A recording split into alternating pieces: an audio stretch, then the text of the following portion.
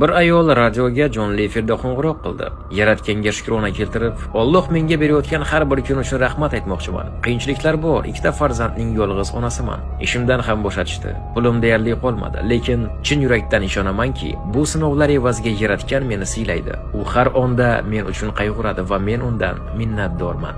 Radioni eshitayotgan bir ateist millioner yordamchisiga buyurdi: "Mana shu ayolni top va unga sifatli oziq-ovqatlar, farzandlariga qimmatbaho o'yinchoqlar va $100,000 hadya qil. Eng asosiysi, hadyaning egasini so'raganida shayton deb javob ber." Yordamchi ayolni topib, unga sovg'alarni taqdim qildi. Ayol juda xursand, yordamchiga tashakkurlar aytib Allohga hamd va sanolar keltirardi. Yordamchi esa: "Bu hadyalarni kimdan keltirganimni bilasizmi? Qiziqsangiz aytaman", dedi.